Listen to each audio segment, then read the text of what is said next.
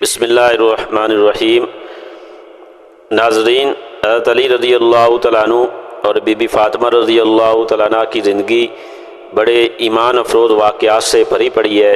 انہی واقعات میں سے ایک بڑا انوکھا اور عجیب واقعہ آپ کی سماعت کی نظر کرنے لگے ہیں۔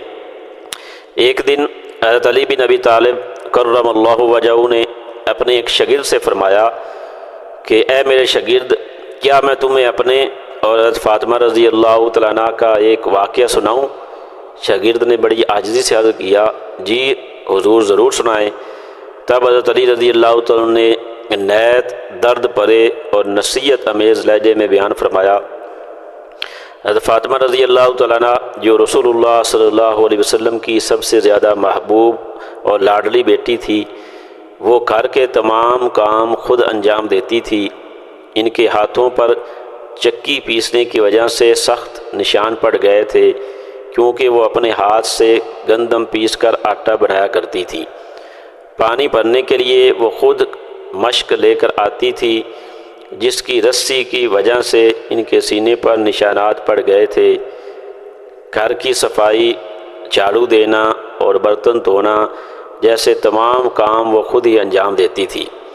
اس وجہ سے ان کے کپڑے ہمیشہ گرد آلود اور محنت سے میلے ہو جاتے تھے۔ حضرت علی رضی اللہ تعالیٰ نے مزید اپنے شاگرد سے یہ فرمایا کہ ایک دن رسول اللہ صلی اللہ علیہ وسلم کے پاس کچھ غلام اور باندیاں خادم آئے۔ میں نے حضرت فاطمہ رضی اللہ تعالیٰ عنہ سے کہا، اے فاطمہ، تم اپنے والد رسول اللہ صلی اللہ علیہ وسلم کی خدمت میں جاؤ اور ایک خادمہ مانگ لو تاکہ تمہیں گھر کے کاموں میں کچھ سہولت آسانی ہو جائے۔ حضرت فاطمہ رضی اللہ تعالیٰ عنہ نہایت با حیا اور شرمیلی طبیعت کی مالک تھیں۔ وہ رسول اللہ صلی اللہ علیہ وسلم کی خدمت میں حاضر ہوئی، لیکن جب دیکھا کہ وہاں ایک مجمع ہے تو باپ سے کچھ مانگنے میں ان کو شرم محسوس ہوئی۔ وہ کچھ کہے بغیر ہی واپس لوٹ آئی۔ رسول اللہ صلی اللہ علیہ وسلم نے دیکھ لیا تھا کہ میری بیٹی آئی ہے اور بغیر کچھ کہے واپس ہٹ گئی ہے، تو اگلے دن رسول اللہ صلی اللہ علیہ وسلم خود حضرت فاطمہ رضی اللہ تعالیٰ عنہ اور حضرت علی رضی اللہ تعالیٰ عنہ کے گھر تشریف لائے۔ آپ صلی اللہ علیہ وسلم نے شفقت سے فرمایا، بیٹی فاطمہ، تم کل کس مقصد کے لیے آئی تھیں؟ حضرت فاطمہ رضی اللہ تعالیٰ عنہ شرم سے خاموش ہو گئیں۔ حضرت علی رضی اللہ تعالیٰ نے آگے بڑھ کر عرض کیا، یا رسول اللہ صلی اللہ علیہ وسلم، ان کے ہاتھوں پر چکی کے نشان ہیں، سینے پر مشکیزہ کی رسی کے داغ ہیں، کپڑے میلے رہتے ہیں اور تمام گھریلو کام خود انجام دیتی ہیں۔ میں نے ان سے کہا تھا کہ آپ صلی اللہ علیہ وسلم کے پاس کچھ خادم آئے ہیں، ان میں سے ایک خادمہ مانگ لیں، اس لیے وہ آپ کی خدمت میں گئی تھی۔ بعض روایات میں یہ بھی آتا ہے کہ فاطمہ رضی اللہ عنہ نے خود عرض کیا، اے اللہ کے رسول اور میرے والد، میرے اور علی کے پاس ایک ہی بستر ہے، وہ بھی صرف مینڈے کی کھال کا ہے۔ رات کو ہم اسی پر سوتے ہیں اور دن کو اسی پر اونٹ کے لیے چارہ ڈال دیتے ہیں۔ یہ سن کر رسول اللہ صلی اللہ علیہ وسلم کی آنکھوں میں آنسو آ گئے اور حضور صلی اللہ علیہ وسلم نے محبت بھرے لہجے میں فرمایا، بیٹی فاطمہ، صبر کرو۔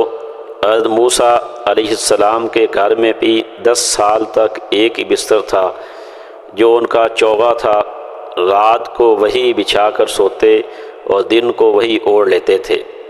پھر نبی اکرم صلی اللہ علیہ وسلم نے ایک ایسا خزانہ عطا فرمایا جو دنیا اور آخرت کی کامیابی کی ضمانت ہے۔ حضور صلی اللہ علیہ وسلم نے فرمایا، کیا میں تمہیں خادم سے بہتر چیز نہ بتاؤں؟ جب سونے کے لیے بستر پر لیٹو تو 33 مرتبہ سبحان اللہ، 33 مرتبہ الحمدللہ اور 34 مرتبہ اللہ اکبر پڑھ لیا کرو۔ حضور صلی اللہ علیہ وسلم نے فرمایا، یہ وظیفہ جسمانی تھکن دور کرنے، روحانی سکون پانے اور قوت حاصل کرنے کا ایک خاص ذریعہ ہے۔ حضرت فاطمہ رضی اللہ تعالیٰ نے ادب اور عاجزی سے عرض کیا کہ میں اللہ اور اس کے رسول کے اس بتائے ہوئے عمل سے راضی ہوں، مجھے خادم یا نوکرانی نہیں چاہیے، بلکہ یہ آپ نے جو عمل بتایا ہے اسی پر میں عمل کروں گی۔ اور خوشی سے حضرت فاطمہ رضی اللہ عنہ نے رضامندی کا اظہار کیا۔ تو ناظرین، یہ واقعہ اسلامی زندگی کے اصولوں کا ایک بہترین آئینہ ہے۔ ہمارے لیے اس میں یہ سبق ہے کہ دنیاوی آسانیاں حاصل نہ ہوں تو ہم ناشکری یا شکوہ نہ کریں، جیسے حضرت فاطمہ رضی اللہ عنہ نے کوئی نہ شکوہ یا ناشکری نہیں کی، بلکہ صبر، قناعت اور اللہ کی رضا پر راضی رہیں، اور اپنی مشکلات کے بدلے نبی کریم صلی اللہ علیہ وسلم کی سکھائی ہوئی روحانی قوت کو اپنائیں گے تو اس سے ہماری دنیا کے اندر بھی آسانیاں ہوگی اور آخرت کے اندر بھی آسانیاں ہوگی۔ اللہ سے دعا ہے کہ اللہ تعالیٰ ہمیں حضرت علی اور بی بی فاطمہ کے نقش قدم پر چلنے کی توفیق عطا فرمائے، اور اس وظیفے جو اللہ کے نبی صلی اللہ علیہ وسلم نے بتایا ہے اس پر ہمیں عمل کرنے کی توفیق دے۔ آمین یا رب العالمین۔